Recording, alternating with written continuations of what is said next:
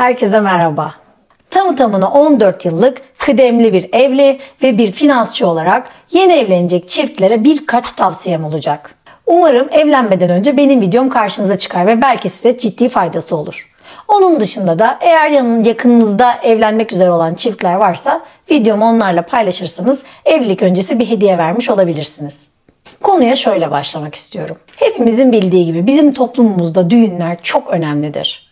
O nedenle düğün sürecinde iki aile yan yana gelir ve bütün süreci en detayına kadar planlarlar. Nişan tepsisiydi, çeyiziydi, havlusuydu, oyasıydı, nişanıydı, sözüydü derken yeni evlenecek çiftler için hem çok eğlenceli hem üst düzey hareketli bir dönemdir. Özellikle ben kadın olarak söylüyorum. Biz kadınlar bu dönemin kusursuz olmasını isteriz. Her detayı düşünülmüş olmalı ve içinde asla olumsuzluk yaşanmamalıdır.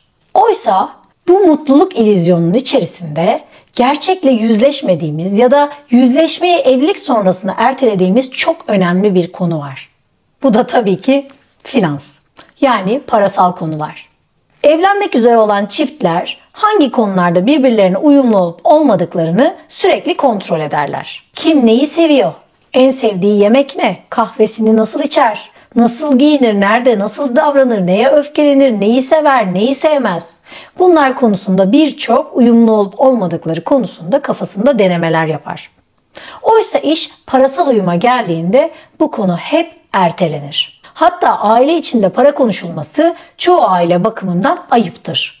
Bu tür aile ortamlarında yetişmiş gençler de doğal olarak evlilik döneminde bu konuşmayı yapmaktan olabildiğince kaçınırlar. Ve finansal açıdan birbirlerine uygun olup olmadıklarını maalesef evlenene kadar anlamazlar.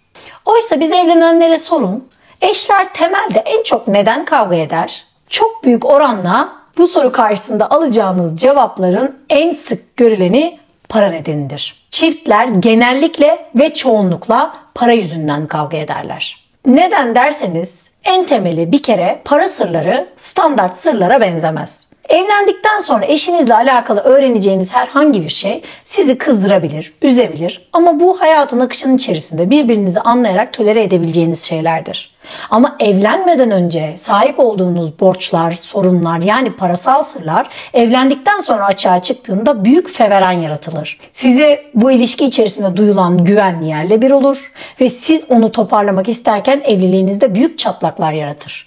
Dediğim gibi para sırları standart sırlara benzemez. Para can yakar. Sadece güvensiz hissettiğiniz için paylaşmadığınız ya da paylaşmak istemediğiniz ya da evlilikten sonraya ertelediğiniz para sırrı bile ifşa olduğu anda o kağıttaki sayılardan daha derine iner. Böylece para konusu konuşuldukça insanlar özgüvenlerini kaybederler. Şu an o evliliğin verdiği heyecanla ne kadar göz ardı ederseniz edin ki evlendikten sonra bunu çok net hissedeceksiniz. Para evliliğin en önemli parçası. Bu yüzden evlilik öncesi ben sizin yerinizde olsam parasal durumumu şeffaf bir şekilde eşimin önüne koyarım. Evlilik dediğiniz şey aslında bir akit, bir sözleşme. Bu sözleşmede çift taraflı beyan var. Herkes kendi kurallarını baştan beyan ediyor ve o kurallar konusunda iki taraf hemfikir olduğu için o sözleşme imzalanıyor.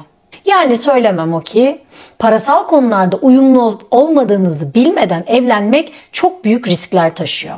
Bunu biraz detaylandıralım. Daha önce de söyledim. Bugün baktığınızda evliliklerdeki boşanmanın en temel nedeni ne dersem size, siz de para dersiniz.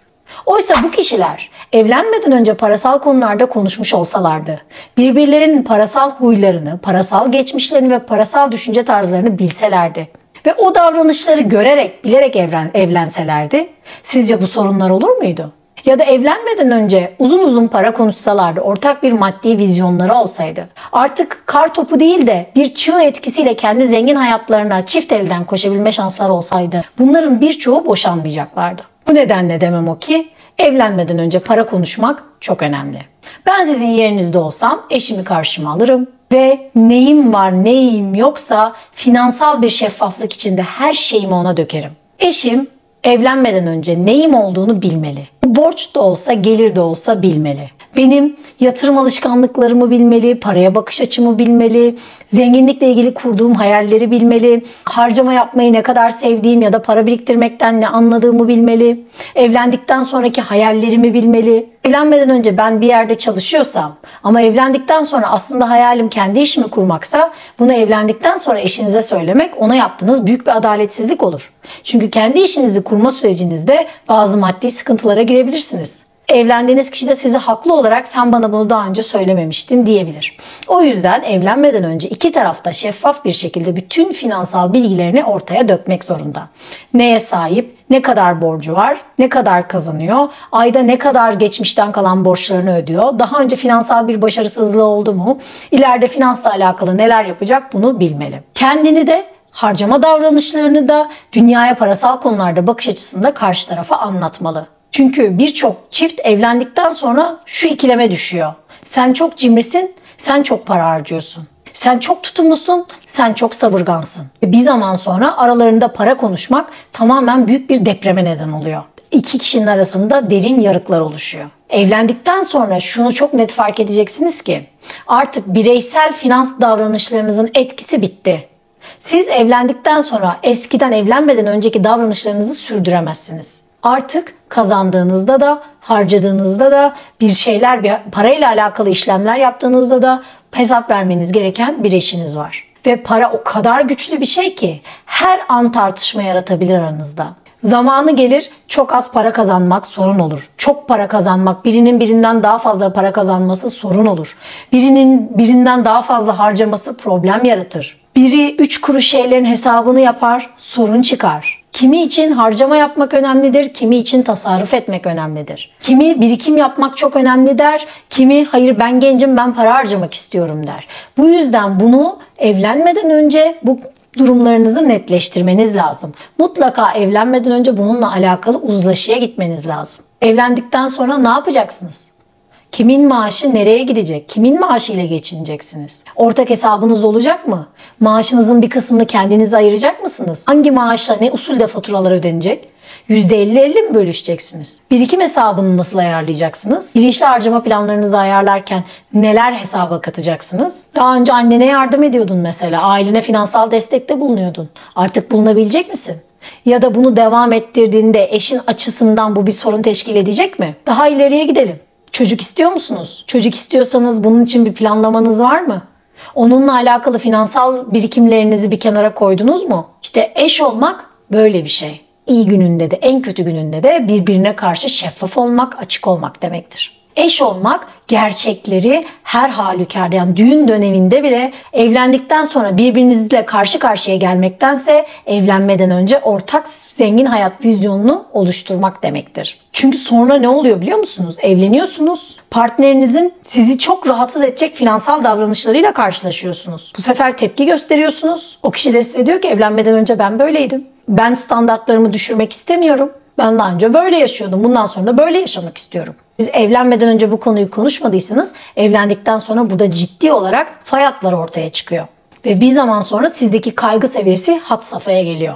Bu sefer başlıyorsunuz eşinize bir şeyler öğretmeye çalışmakta. Bak hayatım harcamazsan şunları yapabiliriz. Bak şu videoyu izle ne güzel anlatmış. Yaptığın harcama çok yanlış. Bunu böyle yapsan daha iyi olur. Bunu böyle yapmalısın. Artık işiniz eşlikten neye evriliyor? Öğretmen-öğrenci ilişkisine evriliyor. Bir aileyi çatırdatacak en büyük sorunlardan biri eş olamamaktır arkadaşlar. Yani 14 yıl devirmiş bir finansçı olarak bunu size net söyleyebilirim. Sizin eşlik hayatınızı bozacak yegane şey finansal konularda karşı karşıya gelmeniz olacaktır. Ve ailenizde para dendiğinde sürekli soğuk rüzgarlar esecektir. Bu da sürdürülebilir bir şey değil. Çünkü para hayatımızın çok büyük kısmını kapsıyor. Karşılığında bana şunu söyleyebilirsiniz. Ne yapalım? O zaman herkes kendi parasını harcar. İşte o zaman da evlilik olmuyor ve zengin hayat vizyonu oluşturamıyorsunuz. Şimdi siz tek güçsünüz. Finansal olarak bağımsızsınız. Tek başınasınız. Bir de eşiniz gelecek. O da tek. Evlendiniz. Ne yapmanız gerekir şimdi? Aslında iki koldan hayatla birlikte hayat için mücadele etmeniz gerekir. Bunun için de ne yapmanız lazım? Bütçenizi ortak bir hedef için kilitlemeniz lazım. Yani ikiniz de kendi zengin hayat vizyonunuzu ortaya koymalısınız. Sonra onun içinden ikinize uygun ortak bir hayat vizyonlamalısınız. Demelisiniz ki biz evlendikten sonra böyle bir hayatımız olsun. Hayatımızın içindeki detaylar böyle olsun. O zaman ne yapalım? Paramızın bir kısmını bunun için ayıralım. Bir kısmını senin isteklerin şunları yapmak için ayıralım. Bir kısmını benim bu isteklerim için ayıralım. Böylece ne yapalım? Hayatımızda parayı bizim zengin hayatımızı gerçekleştirecek şekilde ayarlayalım. Ve bu durumdan ne sen şikayetçi ol, yani ne sen bana sen çok harcıyorsun de, ne de ben sana çok cimrisin, çok tutumlusun diyeyim. Dengemizi evlenmeden başından oturtalım. Bütün hayatımızı belirleyen şey aslında parayla nasıl hareket ettiğimiz, parayı nasıl yönettiğimiz. Bu nedenle bir yolunu bulup evlilikten önce parayı konuşmanız gerekiyor.